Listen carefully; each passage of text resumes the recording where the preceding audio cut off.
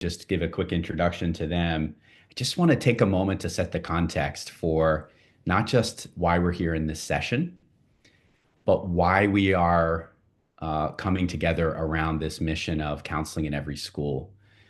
And I think most of us here are probably familiar with IC3 at some level, but we also hope and we want to acknowledge that if this is your first time coming to an IC3 session, webinar, first time you're preparing for the conference, we're very happy to have you here. The mission of IC3 is plain and simple. It's counseling in every school. What we want to see is every young person around the world have the guidance and support they need to find purpose in life. And we know as we look at headlines around the world, there's a lot happening, right? There is a lot happening, and I think no one would argue the fact that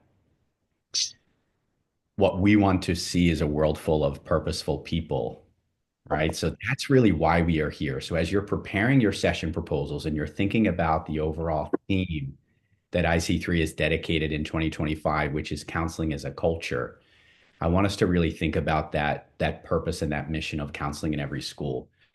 I was just recently looking at some of the Gallup workplace engagement data, and sadly, almost 70% of employees in work are actually actively disengaged or not engaged. That means that, and someone actually quantified this, right? This is close to $8.8 trillion. Someone has equated this to about 9% of the global GDP. That's the cost of workplace disengagement right now. We've said in jest for many years that IC3 is really here to rid the world of grumpy 35-year-olds going to work on Monday morning. And there's a lot of truth to that. So what we want to see is a world full of purposeful people. We want to see all of us bring our knowledge and this shared learning and the generosity that you have to share that knowledge. And I think that's why you're here today. So I want to acknowledge, as we get started, I want to acknowledge the IC3 Content and Research Committee. We have many of our IC3 leaders who are serving on that committee here present. And of course, you'll hear from three of them. But IC3 is very much a volunteer-led, volunteer-driven effort. If you're inspired by the work that's happening at IC3, please reach out to me. Please get involved. Let's have a conversation about how you can come on board and support in some way, shape, or form. And that could be as simple as submitting a session proposal or coming and teaching at the IC3 Institute, or maybe you want to come and serve on a committee. And the Content and Research Committee is a volunteer-based leadership committee that really is driving this process of bringing content to the conference. So we're very happy to have you here, but I also want to acknowledge the Content and Research Committee for putting this together. Rekha Krishnan from the Vasant Valley School and Soma Dam, who's at the Sun City School in Gurgaon, are the chair and co-chair of this committee. I want to acknowledge them for leading this effort. And of course, today, leading this conversation are Anne Corriveau, who leads the international admissions effort at Boston University, Shivangi Panchal, who's at the Ahmedabad International School and leading the career and counseling effort there, and our dear friend Saumya Tripathi, who's at the Good Shepherd International School, who leads the counseling effort there. All are serving on the Content and Research Committee as volunteers, and we just want to acknowledge them. So if we can just switch to the next slide, I'll give a little bit of a background, and you can just see kind of the overall arch for what this discussion will entail. And as we go through this session, what we want to do is prepare you to think about the overall theme, which I mentioned already is counseling as a culture. Shivangi, Ann, and Saumya will take you through the sub-themes and give you some insights there. But we also want to bring to the forefront how you can craft a strong proposal, right? How you can craft a strong proposal. So we'll look at the various components, how you can bring diverse voices and perspectives to that. And then, of course, some of the practicalities, right? Some of the resources that will support you in developing your proposal. And then obviously some of the key dates. So with that, I'm going to turn it over, and I think we can move to the next slide. Before I turn it over to Saumya, I hope everyone now is making their plans for the conference. The early bird registration period is open now. It's there for another couple of weeks. So if you're looking at, really making this an efficient way for you to register for the conference, make sure you can, with the world really descending upon Mumbai on August 20th and 21st, you want to be sure that you have your accommodations booked, your travel booked. So get yourself registered.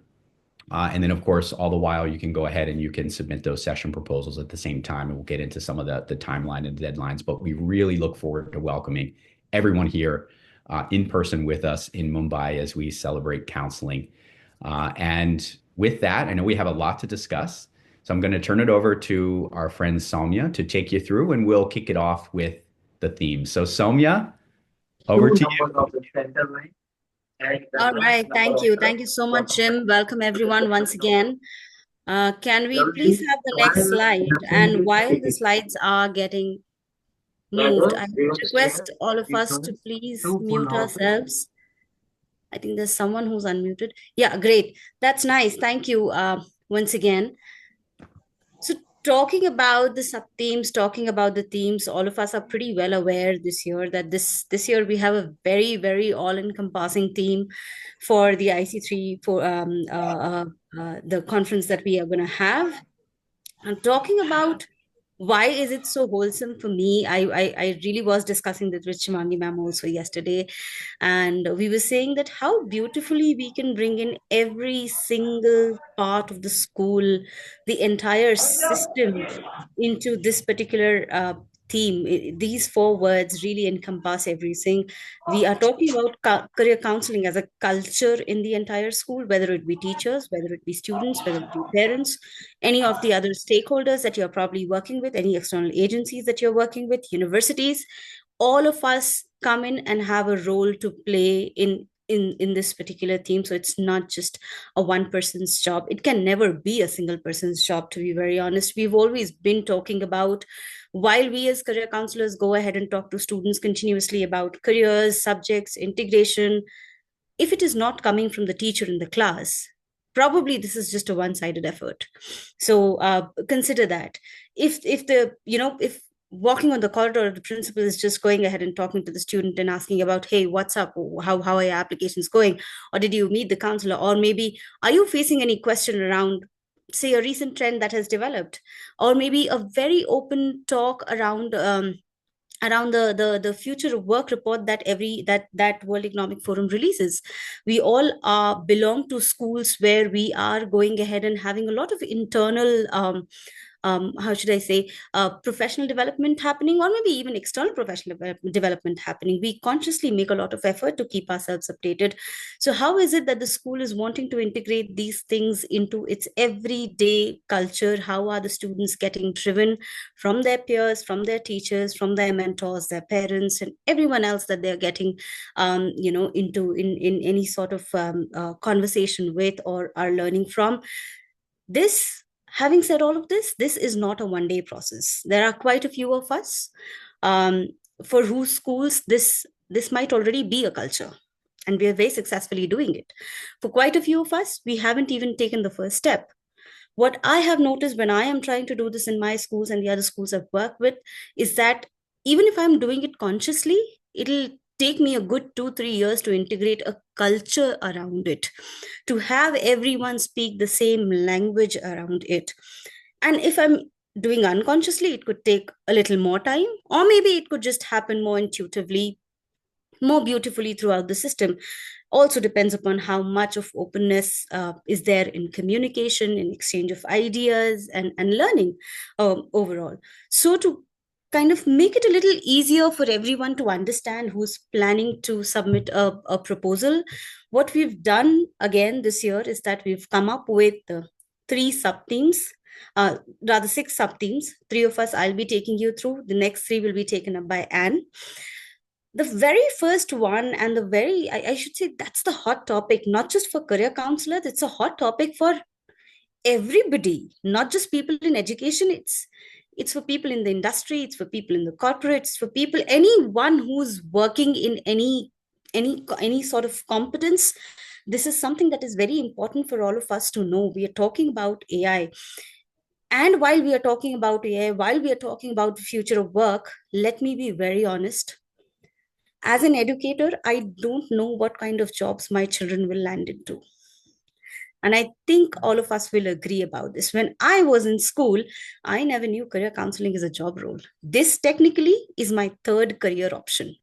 So if a millennial of my age can go ahead and have and I'm nearing 40 right now.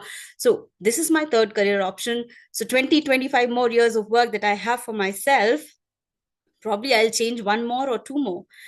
So for my students now, what are the number of career changes that can come in? I don't think I'm in a position to kind of foresee that. And there are certain things that, yes, I'm able to think, okay, fine, these are the kind of job roles probably that will be. But let's just be very honest to ourselves. We, all of us, are really trying to prepare our kids for the kind of job roles that don't exist right now.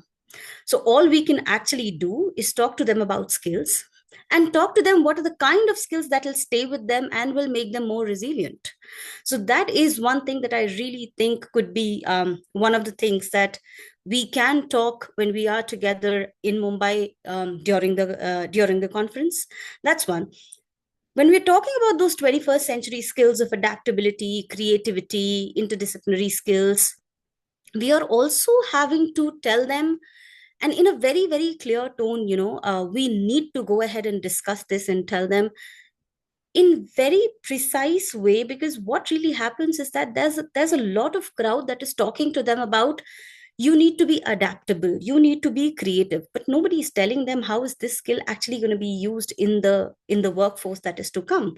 So creating some context and telling them with examples and opening up more opportunities for them to have an experience around this, so could be another thing that we can go ahead and explore in panel discussions or presentations that we are wanting to submit as proposals for this particular conference. Also going ahead and letting everyone understand, and I did see a lot of proposals come in last time, and there were some very very good sessions that happened last time, last conference also on this, was how are you going ahead and building AI based competence. So instead of that feeling that fear of AI, understanding that this could be a friend and this can actually strengthen the way that you work, how are we going ahead and doing that as well for the students? Now, having said that, while we are moving ahead with all of this, let's just take a step back. And why am I in particularly very fond of this particular the very first sub theme is that this is not just about the students, this is about us also, this is about us as educators, this is about us as counselors as well, because when the future of work is changing, our job is also evolving. And if we are not going ahead and learning, what is it that we can help our students with, that becomes a question. So definitely, what are the ways in which we as counselors, we as educators can go ahead and do better at, so that we are able to help our kids more, is something that we need to really be on the lookout for, and we need to go ahead and share with each other when we are planning to go submit proposals for this particular conference. Now, having said all of this, having spoken about AI, having spoken about the future of work, having spoken about how bright it is, or maybe how unpredictable it is, or how ambiguous it is, everything is happening at once. There's a lot of information for all of us to deal with, and that's what really interests me in the third sub theme, which is reclaiming authenticity. Where is the good old education going? We are talking to our students about 21st century skills every single day. We're telling them be a problem solver, be creative, be adaptable, be a lifelong learner. And when I sit with myself, and this is a conversation that I very very often have with myself and with some of my friends around here, is that nobody spoke to us about these skills when we were in school, but somehow I feel we still have those skills. We're still learning every day. We're still going ahead and being very very adaptable. We're very agile. We are very resilient to whatever is happening in the outside world. And where did we get these skills from? from the very same good old education system that we went through. So while I completely understand and I'm a big fan of what we call as project-based learning, what we call as experience-based learning, all these concepts that we are naming every single, day as we go by, I also feel that the good old education, the kind of solace and the kind of confidence that it provides, it just adds on to whatever concepts we are talking about in the modern day education as well.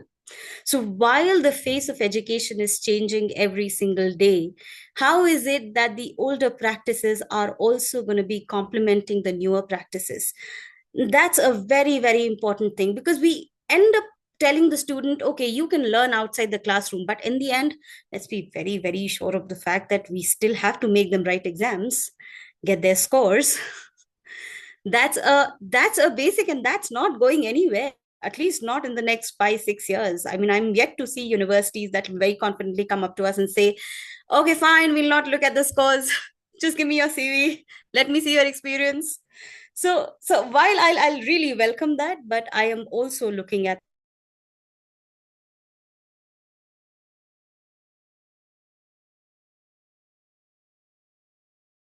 and while all of that is happening, it is not going to be successful until and unless there's enough creative expression in the education system. And our age old education did have more of it, or some bits of it, depends upon what kind of education systems we were a part of, what were the meaningful connections that you were building when you were there.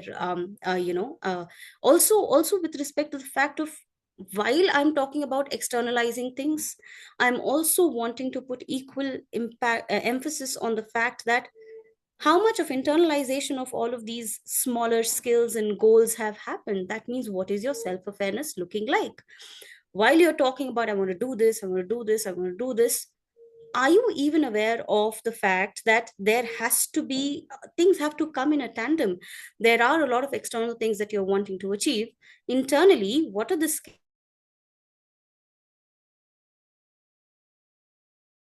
And thoughtfully so, I must say, it's not about having a longer CV to present, or a longer profile to present to the rest of the world. It's more about, I say this very often to my students, it's every day about a deeper CV. It's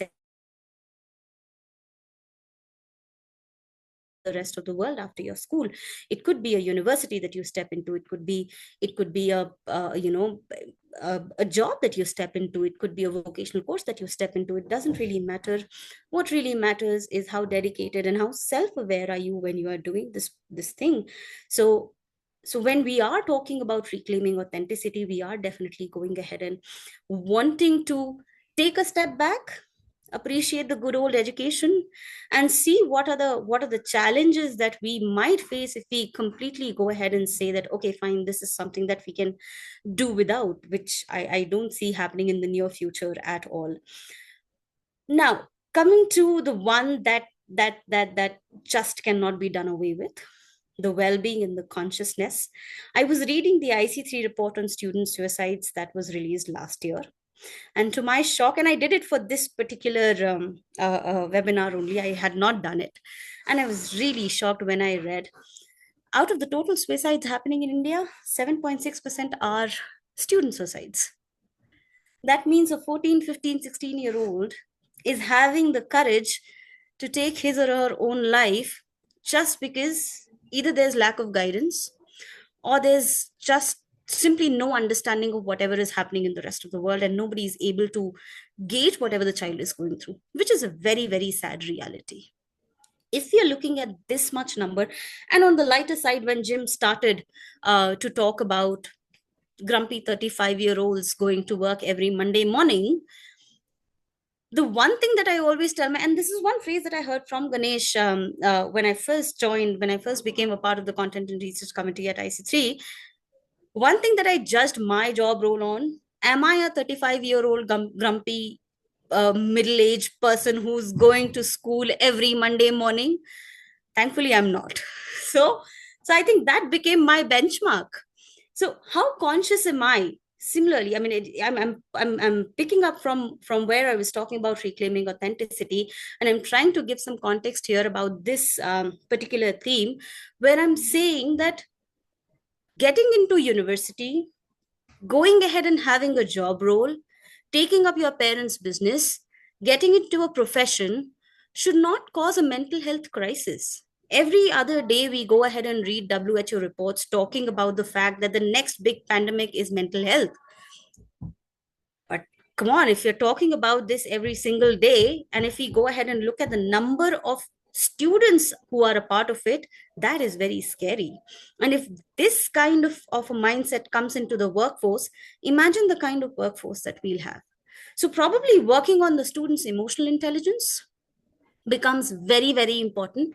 And somewhere or the other, I feel as career counselors, having that drawing that line between just helping them out with their college applications and career counseling becomes very, very, very feeble. And we do step into behavioral counseling as well. They go ahead, open up through the time, and we do get to know the darkest of their fears. So also helping them with the kind of emotional intelligence, what are the ways in which we can help them build this, having better peer support systems for them, having more mindfulness practices, going ahead and as counselors also having some training in resilience or in mental health would be things that we really help. So if at all you are practicing this at your school, you have devised ways in which you can, go ahead and help the student be more conscious, be mentally more aware and present while they are making decisions, and be supportive of their own selves. As I said, when we go ahead and take external decisions, these external decisions do come out from a very, very internalized focus that we should have as, I mean, our students should have as young adults, or people who are wanting to step into the rest of the world. So these are some major things I thought I should go ahead and talk to you, also give you some context around the first three themes. And now I will hand it over to Anne to carry on the rest of the three themes. So Anne, it's all over to you now. Thank you, Saumya. I loved how you described counseling as a culture and the holistic aspect of it. I feel like you really created an amazing picture there. Thank you for that. I was also thinking as you were sharing, these sub-themes are meant to be really broad general guidelines, right? Like buckets of ideas that we draw from. And what I love about the individuality and the authenticity and all this process is when I think about everyone who might be listening, who many of you have probably done sessions before, but right, different aspects of these six sub themes will resonate differently. Like you heard Saumya, like where she was ignited and where she was like, we got these are important, and I agree with everything. But each of us is coming from their different place and their different experiences. And I think for me, before I briefly talk about the three sub themes, when I think about a session, and I am one of those, I'm not 35, but I'm one of those people that's very happy in my work. I get to work with these amazing students, but I think about what I'm curious about. What are the things that maybe cause some angst? What are the things that I want to know more about? They raise big questions. Certainly Saumya mentioned AI, and I think we could all agree that's probably a pretty hardy topic. But that's how I think about these themes. These are just meant to be broad to kind of give a cohesion to the conference as we move through these amazing sessions that will be offered. So for the latter three, institutional partnerships is the topic there. This is all about building partnerships between educational entities, being innovative in that space. This intersection obviously is so important. And I think about it in my own context, right, as someone who does international admissions specifically, both recruitment and selection.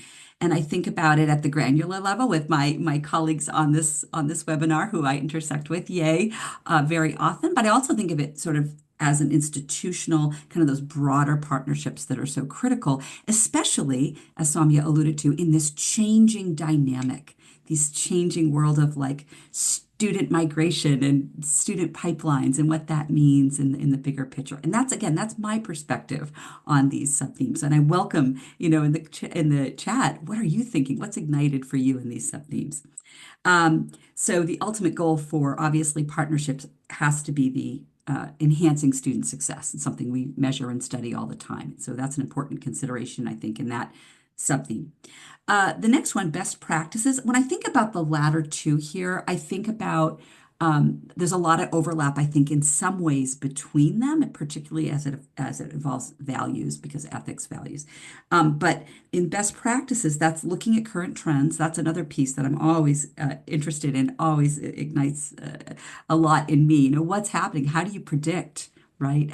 I think many of us wouldn't have predicted the way things have shaped our world today in many aspects, from technology to geopolitical aspects, but ethical considerations, particularly around the crucial collaboration between schools, universities, and that kind of next step for students. And in what is undoubtedly like an incredibly fast-changing landscape, what will all this mean as we look at trends moving forward and trying to anticipate those and think about those in all their aspects? And then the last one, foundations, trends, and ethics. This subtheme really is the evolving world of work. Saumya alluded to that as well. Like, how do you even predict what work will look like? Looking at current trends, looking at ethics in recruitment, admissions, and career counseling in general. So again, these 6 buckets, if you will, are really meant to be broad guides.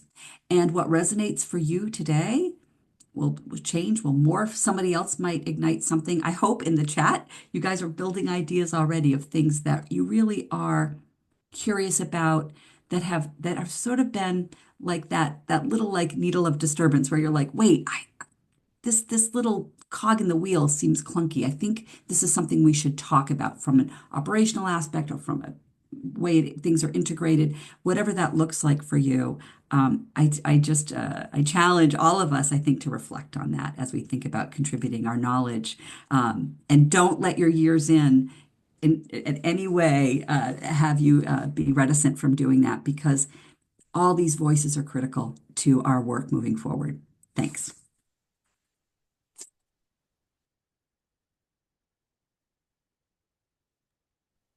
Passing it to Shivangi. Hello, everyone. Good morning, good evening, good afternoon. And really, this conference is truly global, from the kind of the diversity that we have in participants, and it's looking great. I can't just wait and imagine what the actual conference is going to look like. So I think if we just move on to the next slide, Neha.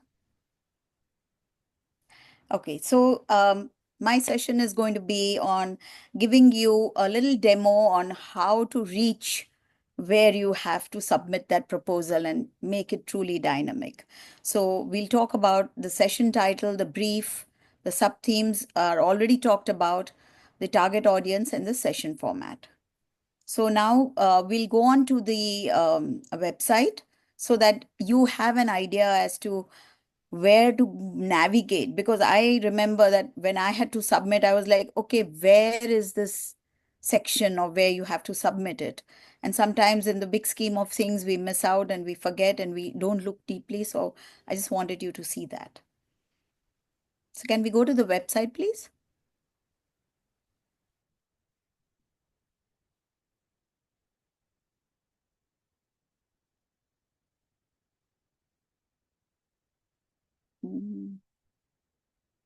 Anuradha, if we can go to the website. Yeah, we'll just navigate there. Yeah. Neha, are you able to share the screen? Yeah, it's here. Yeah, we are seeing. Thank you. So this is this year's fantastic website. 20 and 21st is the day. We're all going to be there and seeing each other in person. I'm already booked, registered, everything. So yes, looking forward. And so if you take us down where we have to, here you can see is the call for proposals. It's the second tab. You will see call for proposals, and that will take us down where you have to go to submit your proposal. Okay. So once when you click on that submit your proposal, it will take you to a detailed section where all the guidelines are there, you know. So if we just go slowly, you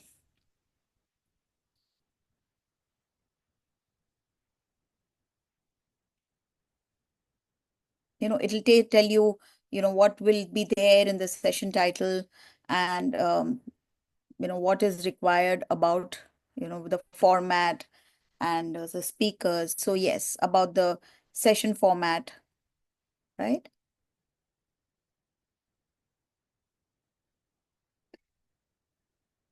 And about the speakers. So just to tell you a little, the session title, if we go into, okay, then we go all the way down and we submit an abstract. This is where the actual work starts.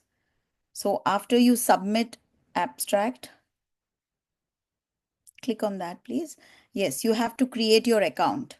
That is very important. I mean, if you have an account, I would still suggest create a new account. So create a new account.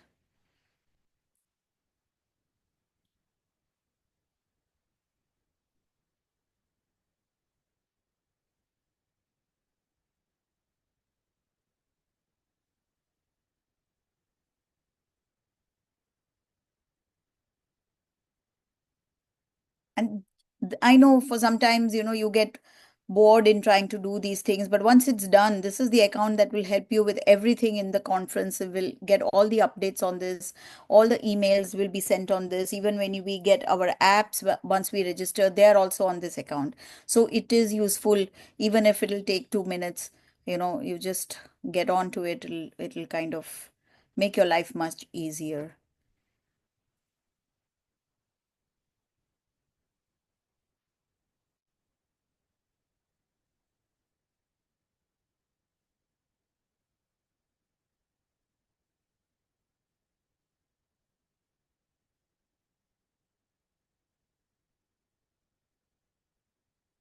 Okay. If it's not happening, I'll just move on to, okay, here it is. So this is what we get, this is array,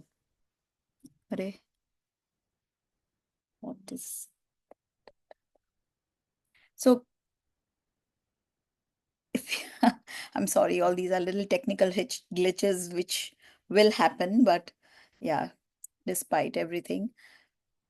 The first thing is about the session title. So always remember that you got to select a title that speaks about what you're going to be speaking about. It has to be very crisp, very clear, very descriptive, very meaning it has only 10 words, and it has to be interesting, and it has to be representative of what it you want to speak about. See, because there are so many sessions that are going to be happening simultaneously in the conference. So when you see those boards, I have been to all the conferences so far. This is my 8th conference.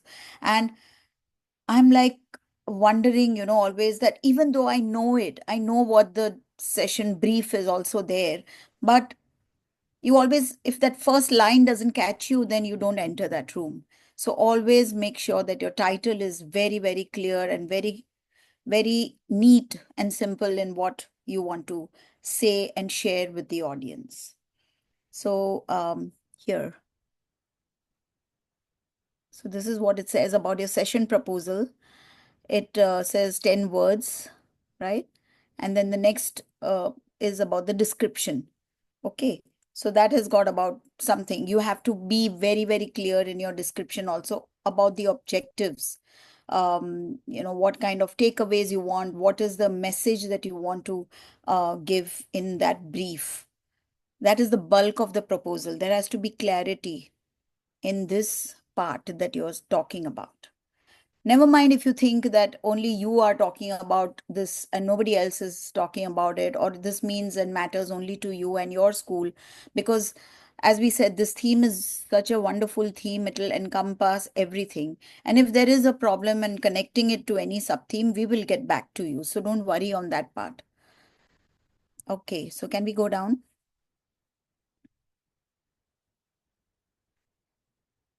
Can you zoom it, please, a little? Okay. So here you have to align it to all the 6 themes that were mentioned by Anne and Saumya. And even if it's not aligning very clearly, just pick on one. And if there is when we are reading it, and if we feel that there is some issue there, we will get back to you. So don't worry on that. Don't like get hassled or not submit because of that. And you're supposed to list what are the learning objectives of this session. Okay, so that is again very important. What are going to be the takeaways? Are they going to be handouts? Are they going to be polls? Are they going to be, what are you looking for? What is the message that you're going to wanting to give to the audience that is there? Okay, next. And this is the outline of the session. Okay, the brief that we call. What is it about? What it are you referring to? I mean, from the sub themes or from your title, explain in, it's like a summary of what you want to say. But again, it is there has to be clarity, is what I have seen when I am a committee member and reading these session proposals. What makes a dynamic session proposal is very crisp. It's like 1, 2, 3, 4. These are what is going to be the outline of it, and this is what you expect from it. And then session content. Yeah.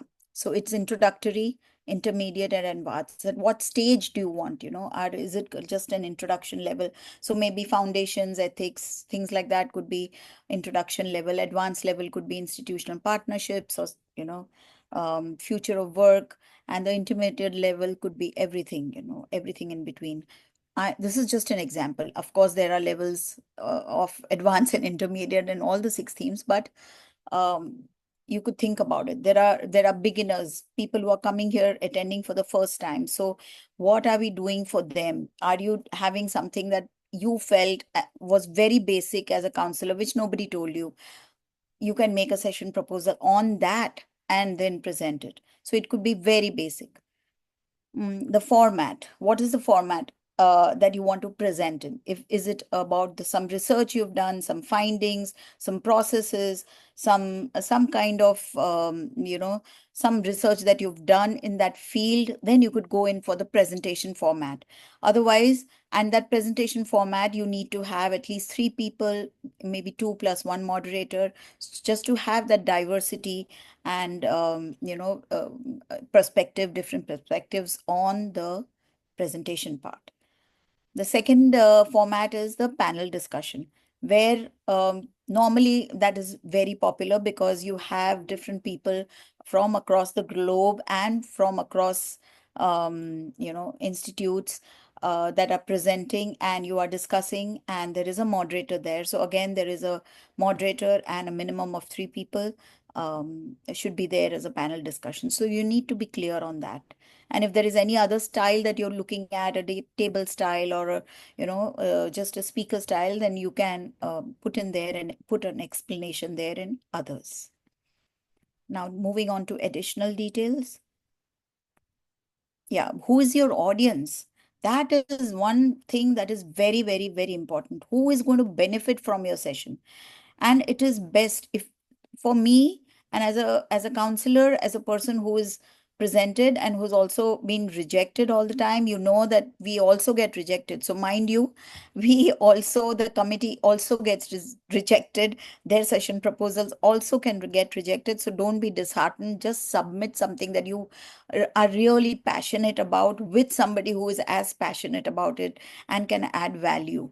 But the audience, I feel that one thing when we say, please be clear on the audience that you want, who wants to listen to your message, be it the high school counselors, is it the university people? It could be some research that you've done on schools and you want the universities to know, maybe CBSE, maybe it could be ICSE, it could be the boards, it could be the current scenario, the NEP, anything. So do you want the universities to listen to something particular? Do you want any organizations, or do you want a mix of all? But believe me, a mix of all is not always the major part, the major chunk of the conference. The sessions that are accepted are when they are very, very clear as to who they are addressing the session to, rather than having a mix of all. That's my advice. Then, is there any additional information that you would like? No. So these are all other basic things about yes and no's, where if you have participated, if you have done anything else, whether you have presented earlier. Yeah. So there is excellent contact content that comes in when there is diversity and perspective. And the rest of the part is just a basic, I accept some terms and conditions. And this is when you submit this abstract, then you will, there will be another level. So there are two levels again, where your session will be reviewed, and you will get a feedback for making it more detailed. And if there is something that is not aligning, which is looking good but not aligning with the theme, or if there is some mismatch somewhere, we will get back to you. But what I want to tell you here is, do not hesitate to submit a dynamic proposal. It will be dynamic once you are passionate about it, once you feel strongly about it. Don't think that it's just your problem and not somebody else's problem, so I don't want to discuss it. It's not like that. it's it's just that nobody's talking about it. Once you pick it up, people might join in. And that's why, the next slide, please. So we covered all of this, and the next slide is going to take us to the resources. So here we have the QR code for the call for his proposals. And then there is the theme document that has got a paragraph each on all the 6 themes that Anne and Saumya so very well defined. And the last one is the session collaboration sheet, which is actually a Google document, and which anywhere in the world, anybody can connect with you, and you can have and create your own panel out of it. And it is so exciting because you will see so many people are there. Put your name there. All the fields are not compulsory. Just put your name, your email address, and what you are. And maybe these are the sessions you are interested in, and they will reach out to you, maybe WhatsApp you, maybe email you. But this one session collaboration sheet is a very important sheet for us to jump into and check what is happening. So I think if there are any questions, we'll take that in Q&A. And over to Anne. Great. So that we have time for Q&A, I will just zip through some important deadlines. If we can go to the next slide. Awesome. Thank you. Coming right up, my goodness, in a couple weeks is the early bird registration. So just, again, this is going to be an incredibly exciting time to get together. And having been on this journey with IC3 for a number of years, it's just amazing how much the energy continues to increase year after year around the conference. So it's exciting. So definitely think early bird, and Jim alluded to, kind of get yourself all set for the conference. The deadline for, I know everyone here is going to submit awesome proposals, is April 15th. And then we review those, and then we get back to you typically by the end of May 31st, and we communicate those decisions. And again, having been around the block, as we say, having had sessions denied and accepted and everything in between, or asked to kind of reformat, sometimes I've been asked to do that. It's not personal. And I think it's a great opportunity for you to connect with others, whether or not it's selected. I mean, ultimately, of course, we want to be selected. We'd like to share that knowledge, but you can come back again. You can learn from it. You can, it's just great to connect and share ideas. All right. Thank you. Moving it to Q&A, I think, is next. Awesome. So let's hear from everyone.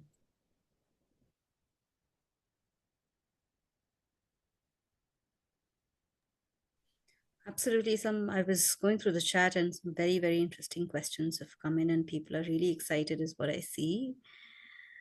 Hi, Shivangi and Saumya. Thank you so much. And I can see it looks like Saeed Abdul has a question here, and that is, can 2 or 3 school collaborators get together and submit, or it only has to be a single individual? No, definitely 2 or 3 collaborators can get together and submit. And it's not just limited to schools. It could be you with universities. It could be you with other institutions, educators. It could be any permutation of people who've got anything to do with who are wanting to establish counseling as a culture, come together and go ahead and submit and present a proposal. It's completely your choice. Who do you want to collaborate with? If you look at the collaboration sheet, you'll see all sorts of names coming in from all walks of education as a larger paradigm. Okay. One thing I forgot to mention was that you need not register to submit the session proposal. Yes, you don't need to register for the conference to submit the session proposal, but to present at the conference, you will have to be registered. So just keep that in mind. That's it. Fine. Thanks, Shivangi. And I'll just add to that, and this is a great question. And in fact, in order for you to submit, Saeed Abdul, that you would actually need at least one collaborator, right? The idea is that we want to create a platform that is allowing as many voices from various perspectives, whether that's geographic diversity, whether that's diversity in sort of the role or position someone holds. Perhaps, again, as Saumya had said, we see a lot of high school counselors, principals, teachers collaborating with university folks. I think that also brings a lot of value. Make this a discussion that is bringing in as many perspectives as you can. I think even, if you're coming from a particular geographic region, maybe you want to present, work with a counselor from a region that's outside of, where you are. And that's where the session collaboration sheet can really come in handy. You can also go there and look for colleagues who are thinking along the same lines in terms of themes, sub-themes, topics that are of interest to you. You can reach out and connect with them. And of course, you can put your name on that list and someone might proactively reach out to you. I think one of the questions is, I'm an educator and career counselor. Am I eligible to submit? Because a lot of people have multiple roles. And I thought that was a great question. And the answer is a resounding yes, please do. I think you have a unique perspective with that in your different capacities. So absolutely, yes. Oh, and we even we don't even want you to think about it. We've got we have the QR codes. Go do it. Thank you. That's a great question. That's really good. Yes, very much. And we, I think one of an emphasis of the committee, and particularly in the last few years, has been to ensure that it's bringing new voices, right, to the conference, right? If you've presented in the past, continue to submit your proposals. But if you haven't presented at IC3, or maybe you've never presented at a professional conference yet as a whole, you're very warmly invited to submit your proposal. The Content and Research Committee does have a tough job in, reading through those proposals. Every proposal has multiple reviewers that, review those. And I think one piece of advice that I would have after, so many years of seeing the proposals and seeing how the content actually gets crafted is, we know that, and I'll use AI as an example. We know that this is a common buzzword in our field right now, and in fact, across the world as a whole. If you're looking at bringing a session proposal and presenting something around this area, what is the unique perspective that you're bringing on it? I would expect that there will be many, many, many, many proposals around this topic. And of course, you have to think that there can only be around a particular topic a certain number of those proposals, a limited number of those proposals that would actually be accepted, right? That can actually be welcomed and invited to present. So as we think about that, you have to really be clear about what message you're presenting, what perspectives you're bringing. It's also, and I'll just mention this, and you'll see this, of course, and I think this is pretty well understood, but it's very important that your session is not promotional in any way, right? That this is purely educational, that this is based on knowledge sharing. I think that's something that the Content and Research Committee is very keen on, in making sure that these are for knowledge sharing. You're not promoting a particular product or service or even an institution or a school, that it's really focused on education and learning and the generosity that happens in that environment. Okay. Yes. So thank you for your questions. Let's see. And you're very welcome. You can certainly also raise your hand if you'd like to. You can use the chat, but you can also raise your hand, and we're happy to have you unmute, and you can ask a question, or maybe you have some experience also that you want to share. You've presented at conferences in the past. Jim, there's one more question that is saying, not associated with schools, but closely associated with children of age group 14 to 18 for the past 15 years. Am I eligible? Yeah, we would encourage, it Absolutely. is feasible for colleagues across the industry. And in fact, we have proposals that come from outside of education. In fact, even, you know, it's not a guarantee, of course, that a proposal would be accepted. However, it is important as we think about the purpose of the conference. There are multiple categories of delegates that typically come to the conference. You have university delegates, those are full-time university employees. You have school delegates, these are full-time school employees who are either teachers, principals, counselors, they're an administrator at some level. And then you have a category called organization delegates. And oftentimes, and of course, every person that applies to come to the conference, it does need to be approved. There's a review process from the IC3 leadership committees just to ensure that the focal point of the conference stays around schools. But if you're let's say an independent counselor, or you're doing some work that's outside of the school-based environment, that's something that would need to go through and be reviewed by the IC3 leadership committees. But we would welcome your proposals. It is important that as you're building proposals, that you are directly addressing the themes, and then as you build your panel, that if you're not from a school, you should absolutely be working, to collaborate with panelists who can bring perspectives from either schools, from industry, from universities in that regard. So anyone is eligible to submit a proposal. The Content and Research Committee will certainly go through and review the appropriateness of that individual presenting at the conference and so on. And then, of course, if someone is invited to present at the conference, they do need to go ahead and formally register for the conference in order to be present and presenting. But yes, Sure. thank you for sharing that question. I hope we've addressed it. Yeah, there's another one about scholarships that says, do you have scholarships for the conference? If Yes. so, what do you offer? And is it Yes. possible to present online if I fail to get a sponsor? So the first is yes, the IC3 scholarship program is still in effect. That is something that will continue to grow. We would encourage any school-based delegate who wants to come to the conference. You've not had that chance to do that. And I would ask if my colleagues here from the IC3 team haven't shared it yet, you can share a link to where to apply for scholarship application. The scholarship application is already open.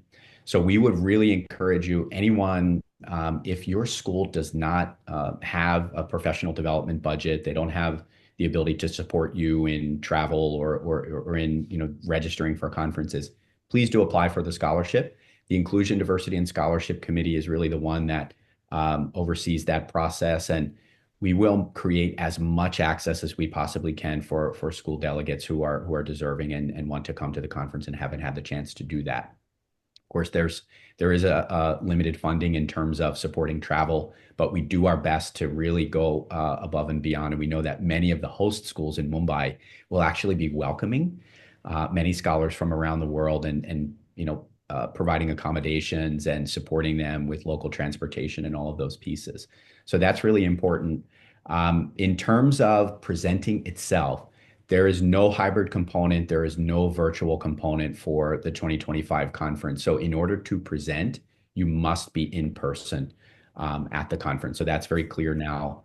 But yes, we would highly encourage all of our colleagues. And you can also nominate, right? If you're a colleague who comes from a well-resourced school, or you're a university that is working with schools who do not have the resources to support themselves, please nominate them for a scholarship, right? There are two ways that someone can be in consideration for a scholarship. That's to apply directly, or they can also be nominated. And then the committee would reach out to them and invite them to apply formally.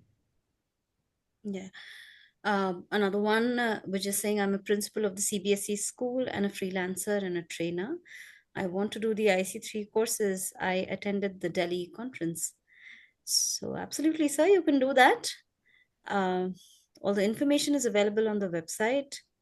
Just go ahead and enroll if you have any prior experience in counseling. Sorry, Shivangi ma'am, you were saying something. No, sorry, I'm saying just enjoy. It's it's Yeah, a fantastic institute, IC3 it Institute, as is. well as Embark, Enrich. They're amazing programs. Yes, and if you have Yeah, I would had, just go Yeah, I on, would go just ahead. ask that our Vinayak sir, this would be a great chance for you. We would warmly invite you to come and get some training at the IC3 Institute. There is a specific program called Enrich, which is dedicated specifically for school leaders. So if you're the principal Yeah. of a school, we'd warmly invite you. I would ask our colleagues who are here from the Institute if you could share some direct contact information, and let's make sure that we can reach out directly so that Yeah. we can support in making Thank, sure that we get that thank you, information. sir. Thank you, sir. Yes, absolutely. And I will, just for everyone here, I'll also put my my direct email. You're very welcome to reach out to me personally at any time. And I'm happy to advise on whether it's relating to the conference, related to training at the Institute, you want to come and support and volunteer, however you want to get involved, you can please reach out to me. And I'm happy to help. Okay, I think it looks like we have 1 minute left, but I want to be sure we're not leaving any stones unturned in terms of the questions.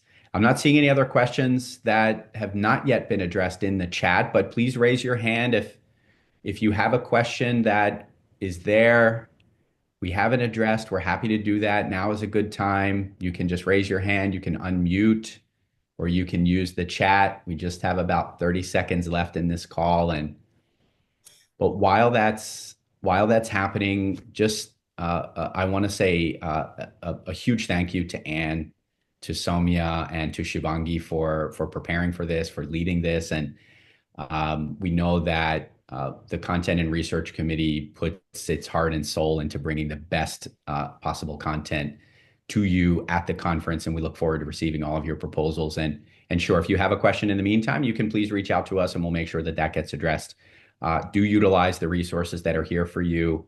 And I just want to acknowledge the Content and Research Committee as a whole, including Rekha Krishnan, who leads that committee as chair, and Soma Dam, who leads as co-chair. You don't see them on screen today, but they're behind the scenes leading this effort. So I think that it looks like we're in good shape. Anne, Shivangi, Saumya, any last words before we close? Yeah, I would like to say, everybody, just even if you have no ideas, just look at the session collaboration sheet and you will get ideas. So just go for it. Don't hesitate. And believe me, it's fun just going through that whole process, discussing. It's a lot of learning there. So go for it.